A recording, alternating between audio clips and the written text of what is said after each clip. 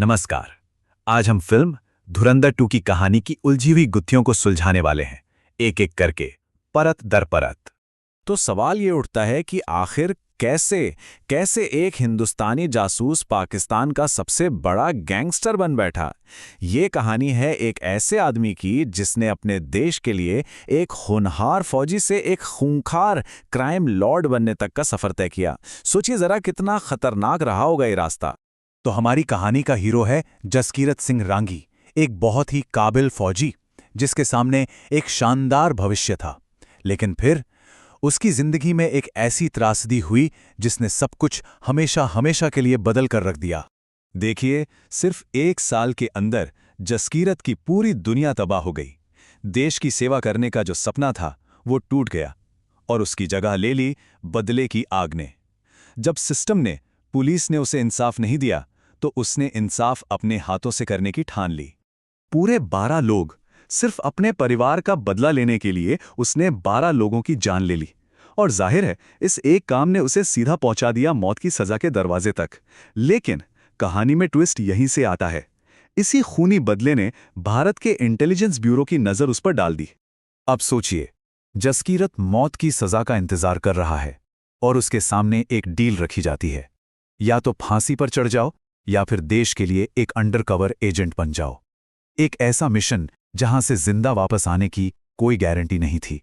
और वो इस मिशन को चुन लेता है, एक बड़े मकसद के लिए अपनी पूरी पहचान, अपनी पूरी जिंदगी को हमेशा के लिए दफन कर देता है। मिशन का नाम था ऑपरेशन धुरंधर। और इसी के साथ जसकीरत सिंह रांगी की कहानी खत्म हो जाते हैं और एक नया किरदार पैदा होता है, हमजा अली। तो हमजा पाकिस्तान पहुंचता है और उसका मकसद बिल्कुल साफ था, कराची के अंडरवर्ल्ड पर कब्जा करना और वहां के क्राइम और पॉलिटिक्स के नेटवर्क को अंदर से ही तोड़ देना। और उसका हथियार, फूट डालो और राज करो की पुरानी लेकिन असरदार नीति। हमजा ने बहुत ही शातिर तरीके से अपना खेल शुरू किया। उसने 2 दुश्मन गैंग्स को एक दूसरे के खिलाफ ऐसा भड़काया कि वो आपस में ही लड़ने मरने लगे, और इस पूरे केओस का फायदा उठा के वो खुद ऊपर चढ़ने लगा। अपनी चालाक चालों और बिल्कुल कैलकुलेटेड वायलेंस के दम पर हमजा ने अपने रास्ते से हर एक रोड़े को हटाया, और फिर देखते ही देखते वो लियारी अंडरवर्ल्ड का नया अकेला बेताज बादशाह बन गया। अब जब हमजा टॉप पर था तब जाके उसका सामना हुआ असली मास्टरमाइंड से, और साथ ही उसकी पुरानी जिंदगी का एक ऐसा सच उसके सामने आया जिसकी उसने कभी कल्पना भी नहीं की थी। उसे पता चलता है कि इस सारे खेल के पीछे जो दिमाग है वो एक बीमार दाऊद इब्राहिम का है।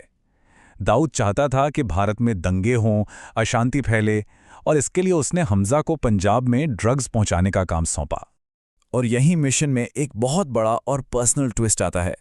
हमजा को यह जानकर झटका लगता है कि पंजाब में जिस आदमी से उसे डील करनी है वो कोई और नहीं बल्कि उसका बचपन का दोस्त और जीजा गुरबाज है। और दुख की बात यह थी कि गुरबाज उसे पहचानता भी नहीं। बस यहीं से हमजा का बनाया हुआ पूरा साम्राज्य, उसकी पूरी झूठी दुनिया ताश के पत्तों की तरह बिखरने लगती है। एक के बाद एक ऐसी चीजें होती हैं कि उसका पूरा ऑपरेशन, उसकी असली पहचान सबके सामने आने का खतरा पैदा हो जाता है। एक पार्टी में गुरबाज अचानक एक ऐसा बम फोड़ता है जिसकी हमजा ने उम्मीद भी नहीं की थी। वो बताता है कि उसे सब पता है, वो शुरू से जानता है कि हमजा ही जसकीरत है, और अब वो उसे सबके सामने लाने की धमकी देता है। इससे पहले कि हमजा का राज खुलता, दोनों में हाथापाई होती है और एक एक्सीडेंट में गुरबाज फिसलकर मर जाता है। अब ये एक्सीडेंट हमजा को एक मुसीबत से तो बचा लेता है, पर उससे एक और बड़ी मुसीबत में डाल देता है। इसके बाद तो हालात बहुत तेजी से बिगड़ते हैं। अपने मिशन को बचाने के लिए हमजा को अपने ही एक साथी की कुर्बानी देनी पड़ती है।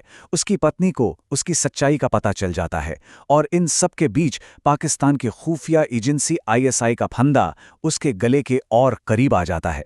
अब हमजा का राज खुल चुका था। चारों तरफ से वो दुश्मनों से घिर गया था। ऐसे में अपने मिशन को अंजाम तक पहुंचाने के लिए वो अपनी आखिरी और सबसे खतरनाक चाल चलता है। वो जानते बूझते हुए खुद को ISI के जाल में फंसा देता है। देखने में तो यही लगता है कि हमजा का खेल खत्म, लेकिन असलियत में उसका पकड़ा जाना ही उसकी असली योजना का हिस्सा था। ठीक उसी वक्त जब हमजा पाकिस्तान में दुश्मनों से घिरा था, भारत में उसकी असली चाल का असर दिखना शुरू हुआ। सरकार ने ऑपरेशन ग्रीन लीफ लॉन्च किया, यानी नोटबंदी, एक ऐसा फैसला जिसने दाऊद के नकली नोटों के पूरे कारोबार की कमर ही तोड़ दी। आईएसआई की कैद से छूटने के बाद जसकीरत को जो शख्स लेने आता है, उसे देखकर एक और बड़ा झटका लगता है। वो था उसका ससुर जमील जमाली। और फिर सामने आता है कहानी का सबसे बड़ा राज। जमील खुद पिछले 45 सालों से भारत का एक सीक्रेट एजेंट था। और तब जाके सारी तस्वीर साफ होती है। ये सिर्फ एक आदमी का मिशन नहीं था, ये तो सालों की प्लानिंग और अनगिनत एजेंट्स के नेटवर्क का कमाल था। दाऊद को धीरे धीरे जहर देकर मारा जा चुका था, आईएसआई का हमला नाकाम कर दिया गया था, और जसकीरत अपना मिशन पूरा करके आखिरकार अपने देश भारत लौट आया था।